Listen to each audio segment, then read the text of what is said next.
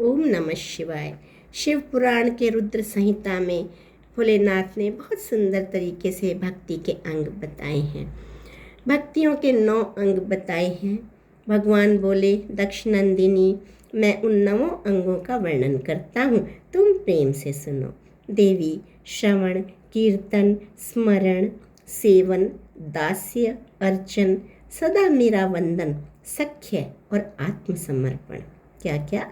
श्रवण, कीर्तन, स्मरण, सेवन, दास्य, अर्चन, सदा मेरा वंदन, सख्य और आत्मसमर्पण। ये विद्वानों ने भक्ति के 9 अंग माने हैं। शिवे, भक्ति के उपांग भी बहुत से बताए हैं। देवी, अब तो मन लगाकर मेरी भक्ति के पूर्वोक्त 9 अंगों के पृथक पृथक लक्षण सुनो। वे लक्षण भोग तथा मोक्ष प्रदान करने वाले हैं।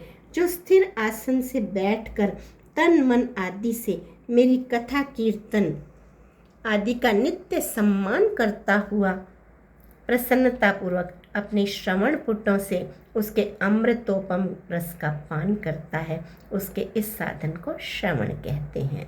परमात्मा के नाम को सुनना, श्रवण करना, यह भक्ति का पहला अंग। जो हृदयाकाश के द्वारा मेरे दिव्य जन्म कर्मों का चिंतन करता हुआ प्रेम से वाणी द्वारा उनका उच्चारण उच्च स्वर से करता है, उसके इस भजन साधन को कीर्तन कहते हैं। कीर्तन भक्ति का दूसरा रूप है।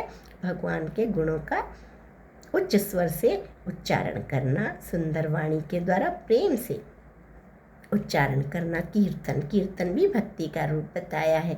देवी, मुझ नित्य महेश्वर को सदा और सर्वत्र व्यापक जानकर जो संसार में निरंतर निर्भय रहता है, उसी को स्मरण कहा गया है। स्मरण भक्ति का तीसरा स्वरूप है कि परमात्मा सर्वत्र विद्यमान है, हर समय हमारी रक्षा कर रहा है, हमारा योगक्षेम कर रहे हैं, यह स्मरण है। अरुणोदय से लेकर हर समय सेव्य की अनुकूलता का ध्यान करते हुए हृदय और इंद्रियों से जो निरंतर सेवा की जाती है, तो भगवान की सेवा वह सेवन नामक भक्ति है। यह भी भक्ति का स्वरूप। अपने को प्रभु का किंकिर समझकर हृदयामृत के भोग से स्वामी का सदा प्रिय संपादन करना दास्य कहा गया है। हम भगवान के दास हैं। अपने धन वैभव के अनुसार शास्त्रीय विधि से मुझ परमात्मा को सदा पाद्य आदि 16 उपचारों का जो समर्पण करता है, उसे अर्चन कहते हैं। तो अर्चन भी भगवान की भक्ति का स्वरूप है। मन से ध्यान और वाणी में वंदनात्मक मंत्रों के उच्चारण पूर्वक 8 अंगों से भूतल का स्पर्श करते हुए जो इष्ट देव को नमस्कार किया जाता है, उसे वंदन कहते हैं। वंदन भी भक्ति का स्वरूप है। ईश्वर मंगल या अमंगल जो कुछ भी करता है, वह सब मेरे मंगल के लिए ही है, ऐसा दृढ़ विश्वास रखना, यह सख्य भक्ति का लक्षण है। तो सख्य भी भक्ति का लक्षण है।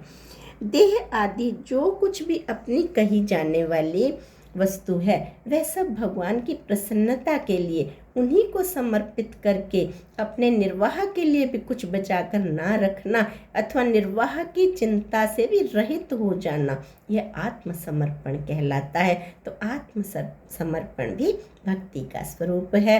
भगवान बोले, ये मेरी भक्ति के 9 अंग हैं जो भोग और मोक्ष प्रदान करने वाले हैं। ओम नमः शिवाय। ओम नमः